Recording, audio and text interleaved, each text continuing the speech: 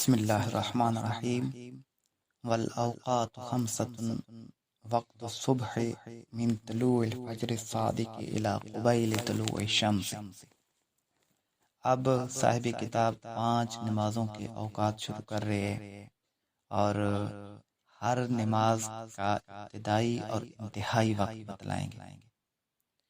فرمایا والاوقات خمسة، اور اوقات 5 ہیں، یعنی فرض نمازوں کے لیے جو اوقات ہیں، چونکہ نمازیں بھی 5 ہیں تو اوقات بھی 5 ہیں۔ وقت صبح، صبح کا وقت،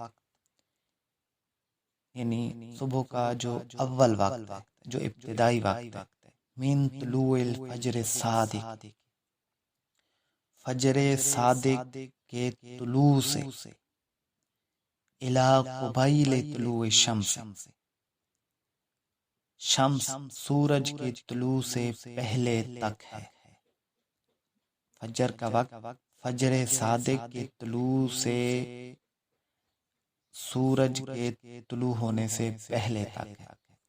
فجر صادق جو غالباً سفیدی ہوتی ہے اور آسمان کی چوڑائی میں نمودار ہوتی ہے، اس کو فجر صادق کہتے ہیں۔ فجر کے 2 نام ہیں، ایک ہے فجر صادق اور ایک ہے فجر کاذب۔ فجر صادق سے چونکہ فجر کی نماز کی تصدیق ہوتی ہے، اس لیے اس کو فجر صادق کہتے ہیں۔ اور فجر کاذب جو ہے، اس میں چونکہ اندھیرا چھا جاتا ہے، اس لیے اس کو فجر کاذب کہتے ہیں، یعنی اندھیرا لانے والی۔ تو فجر صادق جو ہوگی اس میں، یعنی تھوڑی سی آسمان کی چوڑائی میں جو روشنی نمودار ہوتی ہے، اس کو فجر صادق کہتے ہیں۔ یہ فجر کے وقت کی تصدیق کرتی ہے، اس لیے اس کو فجر صادق کہا جاتا ہے۔ فجر صادق کے طلوع سے سورج کے طلوع ہونے سے پہلے تک یہ فجر کا وقت ہے۔ تو 2 وقت بتلا دیے، ایک فجر کا ابتدائی وقت، ابتدائی وقت یہ کہ فجر صادق طلوع ہو جائے، ظاہر ہو جائے، یہ ابتدائی وقت ہے۔ انتہائی وقت یہ ہے کہ سورج کے طلوع ہونے سے پہلے تک نماز پڑھ لی جائے، یعنی ختم ہوگا فجر کا وقت سورج کے طلوع ہونے سے۔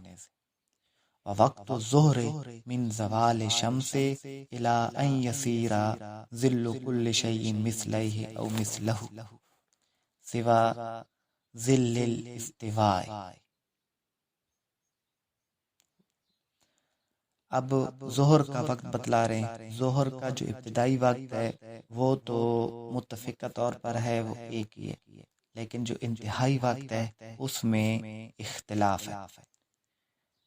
فرمایا وقت ظہر، ظہر کا وقت، من زوال شمس، زوال شمس سے، یعنی جب سورج ڈھلنا شروع ہوتا ہے، اور ڈھلنا یہ ہوتا ہے کہ جب سورج طلوع ہو، جب سورج طلوع ہوگا تو کسی بھی شے کا جو سایہ ہے وہ مغرب کی جانب ہوگا۔ اب سورج طلوع ہوتا جائے گا، آسمان کی طرف اٹھتا جائے گا، تو سایہ جو ہے جو مغرب کی طرف تھا وہ گھٹتا جائے گا۔ تو گھٹتے گھٹتے جہاں سایہ کسی شے کا رک جائے، آگے بتلائیں گے، وہ اس کا سایہ اصلی ہوتا ہے، اور رکے ہوئے سے آگے جب مشرق کی طرف سایہ بڑھنا شروع ہو جائے گا، وہ پھر سورج کا ڈھلنا قرار پائے گا۔ یعنی اس وقت وہ سورج ڈھل رہا ہے جب سایہ مشرق کی جانب بڑھنا شروع ہو جائے، وہ سورج کا زوال ہوتا ہے۔ فرمایا اور ظہر کا وقت سورج کے ڈھلنے سے، یعنی یہ ابتدائی وقت ہے سورج کا ڈھلنا، جیسے سورج ڈھلنا شروع ہوگا ظہر کا ابتدائی وقت شروع ہو جائے گا۔ اب انتہائی وقت آگے بتلا رہے ہیں، الا تک، ان یسیرا کہ ہو جائے، ظل کل شیء ہر شے کا سایہ، مثلیہ دو مثلوں کے، او مثلہ یا ایک مثل کے، سوا ظل الاستواء سوائے سائے اصلی کے، یعنی وہ جو جب سورج بالکل عین اوپر تھا اور سایہ کھڑا ہو گیا تھا، اس سائے کے علاوہ اس شے کا سایہ دو مثلوں کی طرح ہو جائے، دو مثل ہو جائے۔ مثال کے طور پر ایک فٹ کی جو لکڑی ہے وہ کھڑی کر دی، اب پہلے جو اس کا سایہ تھا مغرب کی جانب تھا، پھر سایہ مغرب کی جانب بالکل رک گیا، جب رکا رہا تو ایک فٹ کے لکڑی کا جو رکا ہوا سایہ تھا وہ تقریباً آپ اندازہ لگا لیں کہ 4 انگل تھا، 4 انگلیوں کے برابر جو سایہ تھا وہ رکا ہوا تھا۔ اب پھر سائے نے مشرق کی طرف بڑھنا شروع کر دیا، جب مشرق کی طرف بڑھنا شروع ہوگا تو یہاں سے ظہر کا وقت شروع ہو جائے گا۔ اب ظہر کا آخری وقت کیا ہے؟ فرمایا یا تو اس شے کا سایہ اصلی کے سوا 2 مثلوں کے ہو جائے، یعنی 4 انگل نکال لیں اور 2 فٹ سے بھی زیادہ ہو جائے، یعنی 2 فٹ اور 4 انگل ہو جائے تو یہ ظہر کا آخری وقت ہوگا۔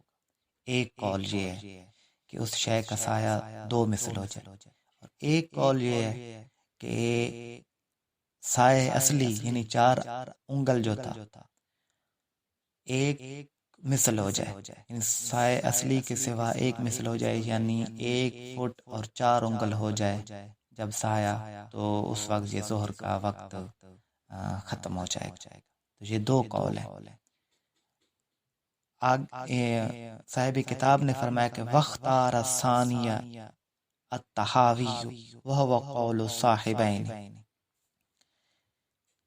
اختیار کیا امام طحاوی نے دوسرا قول کیا تھا؟ مثلہ یعنی ایک مثل، سائے اصلی کے علاوہ ایک مثل، یعنی 1 فٹ اور 4 انگل جو میں نے مثال دی ہے۔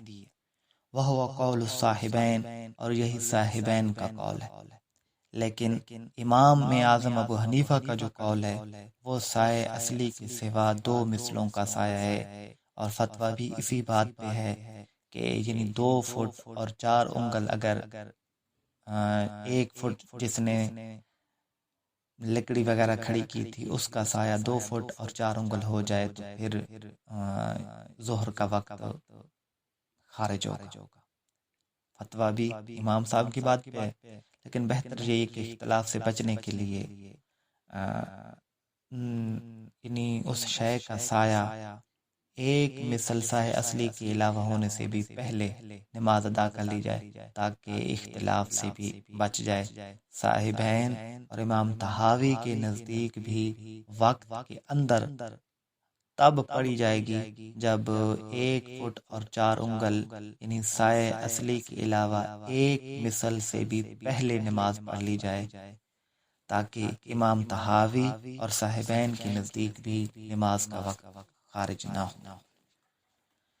ووقت العصر من ابتداء زیادت علی المثل او المثلین الى غروب الشمس، عصر کا وقت بتلا رہے ہیں۔ اب عصر کے ابتدائی وقت میں اختلاف ہوگا۔ اختلاف اس وجہ سے ہے کہ ظہر کا جو آخری وقت ہے اس میں اختلاف ہے، 2 قول ہیں، سائے اصلی کے علاوہ 1 مثل یا سائے اصلی کے علاوہ 2 مثل۔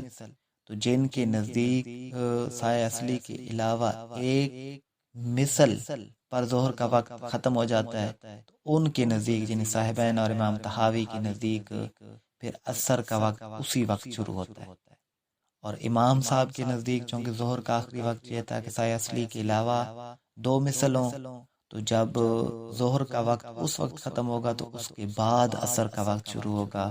تو امام صاحب کے نزدیک عصر کا جو ابتدائی وقت ہوگا وہ سایہ اصلی کے علاوہ 2 مثل جب سایہ ہو تو تب عصر کا وقت شروع ہوگا۔ بہرحال فتویٰ اسی امام صاحب کی ہی بات پر ہے۔ اور وقت عصر من ابتداء زیادت علی المثل او المثلین، یعنی اس کا ابتدائی وقت من ابتداء زیادت، اثر کا وقت ابتدا ایک مثل پر یا دو مثلوں کی زیادتی کی ابتدا سے، یعنی کسی شے کی ایک مثل یا دو مثلوں کے سایہ کی زیادتی کی ابتدا سے الی غروب شمس، سورج کے غروب تک۔ ابتدائے زیادہ سے مراد یہ ہے کہ جب امام مثال کے طور پر علی المثل او المثلین، صاحبین کے نزدیک جب سائے اصلی کے علاوہ اس شے کا سایہ ایک مثل سے زیادہ ہوگا تو اثر کے وقت کی ابتدا ہوگی۔ امام صاحب کے نزدیک سائے اصلی کے علاوہ جب کسی شے کا سایہ دو مثلوں سے زیادہ ہوگا تو اثر کے وقت کی ابتدا ہوگی، اور اثر کا وقت ختم کب ہوگا؟ الی غروب شمس، سورج کے غروب ہونے تک، یعنی سورج کے غروب ہونے تک اثر کی نماز پڑھی جا سکتی ہے۔ ہاں آگے چل کر یہ بتلائیں گے کہ سورج کے غروب ہونے سے تقریباً 20 منٹ پہلے تک اثر کا جو وقت ہوتا ہے وہ مکروہ ہوتا ہے، اتنی زیادہ دیر بغیر کسی عذر کے کرنا کہ سورج غروب ہونے کے قریب ہو جائے گناہ ہے۔ والمغرب منہ الی غروب الشفق الاحمر علی المفتى به، اب مغرب کا وقت بتلا رہے ہیں، اور مغرب منہ الی غروب الشفق، شفق الاحمر علی المفتى به، مفتى به قول پر شفق احمر کے غروب تک ہے۔ والمغرب یعنی اور مغرب من ہو، اس سے، یعنی اثر کے وقت کے ختم ہونے سے، یا یوں کہہ لیں کہ مغرب کا ابتدائی جو وقت ہے غروب شمس، یہ جو ہا ضمیر منہ میں ہا جو ضمیر ہے یہ غروب شمس کی طرف لوٹ رہی ہے، یعنی مغرب غروب شمس سے شفق احمر کے غروب تک ہے، مفتى به قول کے مطابق، یعنی مغرب کا جو ابتدائی وقت ہے وہ ہے سورج کا غروب ہونا، جیسے سورج غروب ہوگا مغرب کا وقت شروع ہو جائے گا۔ اب ہے کب تک؟ یہ شفق احمر یعنی سرخی جو شفق پر، یعنی سورج کے غروب ہونے کی طرف آسمان پر جو سرخی چھا جاتی ہے اس سرخی کے غروب تک ہوتا ہے، یعنی آسمان کی طرف آسمان پر جو سرخی چھا جاتی ہے سورج کے غروب ہونے کے بعد، سورج جب غروب ہوگا تو مغرب کا وقت داخل ہو جائے گا۔ اب مغرب کا وقت ختم کب ہوگا؟